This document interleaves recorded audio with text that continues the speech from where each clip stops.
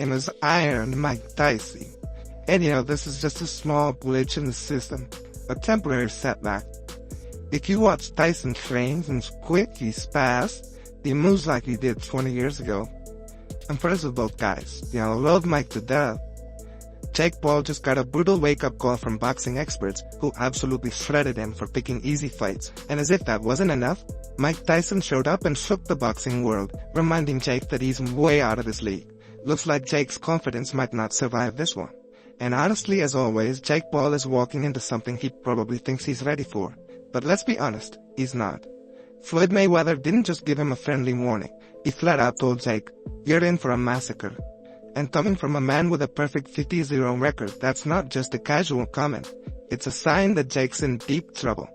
Mayweather knows what it's like to fight legends. He's done it.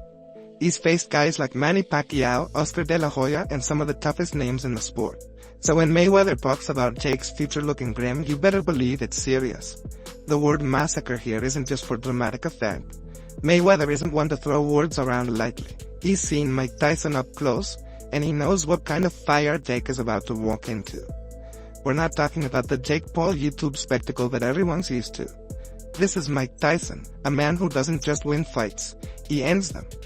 Remember, Tyson's got 44 knockouts under his belt. These aren't lightweight social media stunts. These are knockouts that left his opponents wondering if they'd ever stand again. So when Mayweather talks about Jake being in for a massacre, it's not hype. It's the cold, hard truth. And if Jake hasn't realized that yet, he's about to. Then there's Tyson himself. He's not exactly sugarcoating things either. His message to Jake was blunt, brutal, and terrifying. "I'm going to mess you up. Be in good shape. Your health depends on it." Now, when someone like Tyson says something like that, you should be paying attention. This is the same Tyson who bit off part of Evander Holyfield's ear because he lost control in the ring. This is the same guy who knocked out Michael Spinks in just 91 seconds.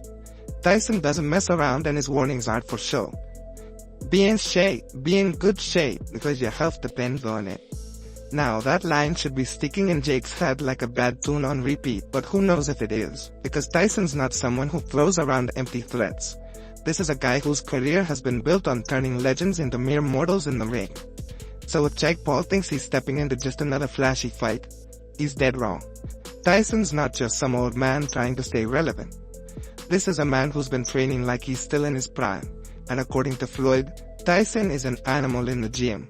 And let's be honest, if Mayweather, who's fought everyone and seen it all, is getting nervous watching Tyson hit the pads, then Jake should probably start getting nervous too. Tyson's not coming back for fun. He's coming back to remind everyone why he was one of the most feared fighters of all time. He's coming back to destroy whoever is foolish enough to think they can stand in front of him. And right now, that's Jake Paul. You see Mike Tyson hitting them pads, yellow nervous?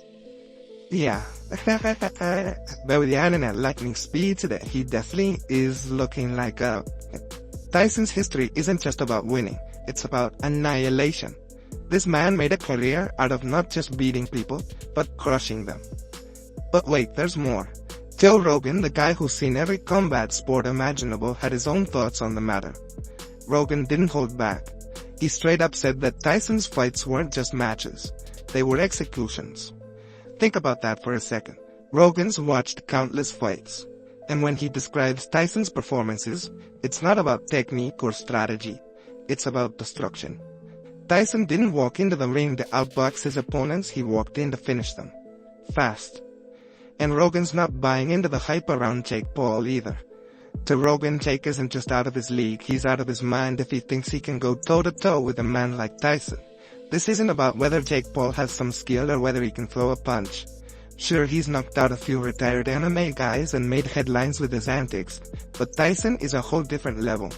Tyson's not concerned with Jake's social media following or how many people are watching the fight. Tyson's concerned with one thing: destruction. And that's exactly what Jake is walking into. This isn't a fight against an ex-MMA guy or a retired basketball player. This is Mike freaking Tyson, the man who knocked out opponents before they even knew what hit them. And let's not forget about Tyson's training. Even at 58 years old, the man is still a beast. When Mayweather, someone who's known for being a tactical genius, says Tyson is training like an animal, you know things are serious. Mayweather doesn't get shaken up easily, but watching Tyson train, even he is starting to worry for Jake. Tyson is coming into this fight not just for fun, but to remind the world who the true heavyweight king is. This isn't an exhibition. This is a demolition waiting to happen. Den we door hoofden komen aan de boot, daar wil de vaak naartoe zeer, is al de facility. Het gaat what the happens so what boom, 1, 2, 3, 4, 5, what? Boom. And if Jake Paul doesn't take these warnings seriously, he's going to find out the hard way what it means to step into the ring with the baddest man on the planet. Rogan's description says it all. Tyson's fights display sheer power, with the outcome often decided in seconds. Tyson knocked out Marvis Frazier in just 30 seconds, which should be a giant neon sign to Jake Paul flashing, "This isn't a game." Jake's used to fighting retired athletes or YouTubers, people who pose a threat but nowhere near the level of danger Tyson brings. Rogan knows this, and that's why he's essentially saying, "Jake, what are you even thinking?" And let's not forget why Rogan calls Tyson the baddest man on the planet. It's not just a cool title, it's a reflection of Tyson's career-long dominance. He was out there to crush anyone who dared to stand in his way. And Jake Paul, with all his bravado and overconfidence, is stepping right into the storm. But Mike Tyson is the reason why this desk is this width. Did I say that? No, it had a real? Yeah. I had a smaller desk that I was planning on using for the new studio. But I'm like, maybe it'd be better if I'm a little closer to the people. But then I did a podcast with Tyson. I did 2 of them with Tyson. One, when he was high, when he's running Tyson's ranch. He had a little bit of a belly. He was jolly. He was just high all the time. We had a wonderful conversation. And then, next time he came in is when he was preparing for the Roy Jones fight. Whole ass jacked. And he had these big ass muscles in his forearms, and he made me so nervous. Like, he was so keyed up, you could tell. Like, he was ready to go. And I'm like, no. Well, Dave, I need to have some distance. And the worst part, Jake Paul might not even realize how outclassed he is. Tyson is a legend. And legends don't come back to play. They come back to make a statement. Rogan's message to Jake couldn't be clearer.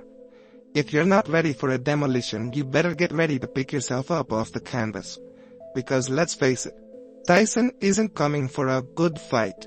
He's coming to finish you. Just ask Marvis Frazier. Jake Paul's problem is simple. He's got all the fame, all the followers, but zero respect in the boxing world. And Conor McGregor, who's been there and done that, is handing out the tough love. McGregor flat out said, "Don't aspire to be one of these YouTuber fighters. Aspire for world titles. Aspire for the Olympics." Translation: stop chasing clicks, Jake, and start chasing real glory. He's a draw to a bunch of 12-year-olds, pre-pubescent Disney boys, okay? And if that's what he wants to be, fantastic. But if he ever wants the respect of the fight community, Max Kellerman, another boxing analyst, agrees. Both Bisping and Kellerman think Jake's stepping into the ring with a lion when all he's known are kittens. Tyson isn't washed up, and if Jake thinks he's going to add Tyson to his list of viral knockouts, he's in for a rude shock. Sure, Jake has been carefully building his name, but this time, he's in way over his head. And Bisping's critique isn't just harsh because of Jake's YouTube fame, it's about respect for the sport. Guys like Bisping and Kellerman see Jake's rise as a joke because he hasn't put in the hard work against a real competition. Bisping doesn't think Jake is ready for Tyson, and honestly, neither does the rest of the boxing world. This isn't a game of likes or followers, it's a fight. And Tyson? Well, Tyson isn't about to be a footnote in Jake Paul's highlight reel. All these voices, Mayweather, Rogan, Hogan, they're all saying the same thing. Jake Paul is walking into something he's not ready for. Tyson isn't just here to win. He's here to remind everyone why he's still the baddest man on the planet. And Jake, he's just the next guy in line to learn that the hard way.